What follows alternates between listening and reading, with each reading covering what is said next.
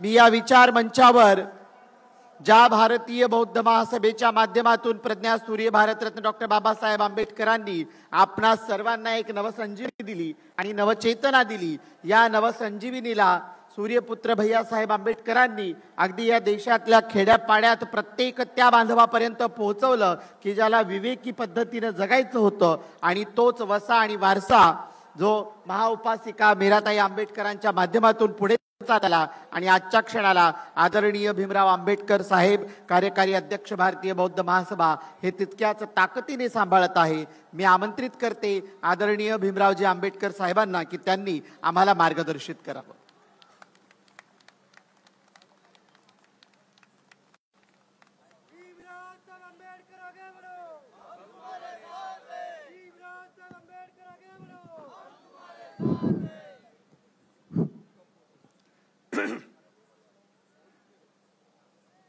पावणे 10 झालेले आहेत, काय बोलायचं हे ठरवावं लागेल आता।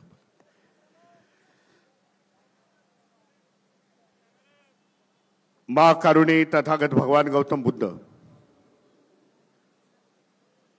महाराष्ट्राचे आराध्य देव छत्रपती शिवाजी महाराज, महात्मा ज्योतिबा फुले, सावित्रीबाई फुले, शाहू महाराज, संविधानकार बोधिसत्व डॉक्टर बाबासाहेब आंबेडकर, बहुजनांच्या सर्व महापुरुषांना विनम्र अभिवादन करून मंचकावरती आसीन बाळासाहेब आंबेडकर आणि सर्व मान्यवर, समय का अभाव है परंतु संविधानावरती बोलावं लागेल।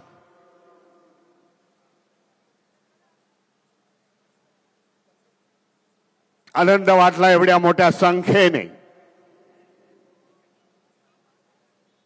महाराष्ट्राच्या राजधानीमध्ये मुंबईमध्ये एवढ्या मोठ्या संख्येने आज इथे हजर आहात, उपस्थिती तुमची आहे त्याबद्दल आपलं अभिनंदन करतो। हे मुंबईत इतरांची नाही तर ह्या मुंबईच्या शिवाजी पार्क मैदानावरती आम्ही देखील आमची ताकद दाखवू शकतो, हे तुम्ही दाखवून दिलं त्याच्याबद्दल मी आपलं अभिनंदन करतो।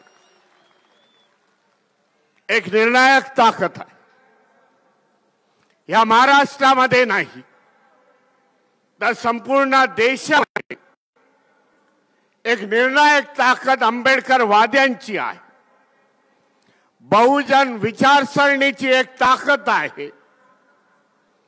ताकद फक्त एकत्र यायला पाहिजे, तर मग हे मनुवादी असतील, फंडामेंटल संस्था असतील, RSS सारख्या, त्या घाबरून जातील हे आपल्याला सांगू इच्छितो। गेल्या 2014 पासून त्याच्या पुढे तर अशा प्रकारचे कार्यक्रम नव्हते, पण लोकांनी जाणलं 2014 मध्ये जेव्हा सत्तांतर झालं केंद्रामध्ये आणि तेव्हापासून हे संविधान धोक्यात आहे याचे नारे देशाच्या कानाकोपऱ्यामध्ये लागले। का लागू झाले? कारण लोकांनी ओळखलं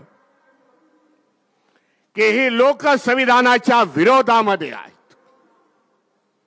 ही लोक जी आज विचारसरणीची लोक केंद्रामध्ये बसलेली आहेत, राज्यामध्ये बसलेली आहेत, एकेकाळी ह्याच विचारसरणीने बाबासाहेब हयातीमध्ये असताना त्यांना विरोध केला होता। ती विचारसरणी आज केंद्रामध्ये आणि राज्यामध्ये आहे आणि ती संविधान मानणाऱ्याला पुढे जाऊ देणार नाही। सांगू इच्छितो, जेवढा विरोध होईल तेवढा आंबेडकरवादी रस्त्यावरती येईल आणि रस्त्यावरची लढाई जिंकेल। आज देशाचं चित्र काय आहे? देशामध्ये ह्या व्यवस्थेला जो विरोध होतोय, तो आंबेडकरी वाद्यांचा विरोध होतोय. बहुजन महापुरुषांचे विचार मांडण्याचा विरोध होतोय.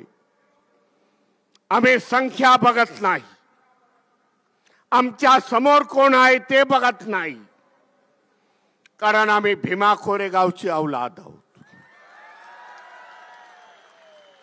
म्हणून आमचा विजय निश्चित आहे. या धम्ममंचकावरचं जे आज आपण बघितलं, जास्त वेळ घेत नाही, परंतु आज एकोपा जे मायनॉरिटीज आहेत या देशामधले मुस्लिम आहेत, आज लिंगायत समाजाचे धर्मगुरू इथे बसलेले आहेत. जे कर्नाटकामध्ये लिंगायत समाज भारतीय बौद्ध महासभेच्या मंचकावरती असतात. शीख धर्मीयांचे धर्मगुरू आज बसलेले आहेत. एकोपाचं वातावरण आज देशामध्ये आहे ह्यांना वाटतं. संविधानाच्या माध्यमातून त्यांचे हक्क आणि अधिकार शाबूत आहेत. त्यांना पुढची गंभीरता कळलेली आहे. जर संविधान या देशामधून जर गेलं, त्याची छेडछाड केली, संविधानाचं इम्प्लिमेंटेशन केलं नाही, तर आमचे हक्क आणि अधिकार शाबूत राहणार नाही. लोक आज जानत आहेत. आने वाली हमारी पीढ़ी, आने वाली हमारी जनरेशन, उनके लिए हमें झगड़ना पड़ेगा. संविधान वाचवावं लागेल, नाहीतर हीच पिढी जेव्हा मोठी होईल तेव्हा आई बापाला विचारेल, बाबा संविधान जेव्हा बाबासाहेबांनी आम्हाला सर्व दिलेलं असताना संविधान जेव्हा होतं सरकारच्या माध्यमातून तेव्हा काय करत होता. ही आखरी लढाई आपल्याला लढावी लागेल या देशामध्ये आणि जिंकावी लागेल, एवढाच मी संदेश देतो. आपल्या सगळ्यांचं अभिनंदन करतो. वेळेचा अभाव आहे म्हणून माझ्या भाषणाला मी विराम देतो. नमो बुद्धाय. जय भीम, जय संविधान.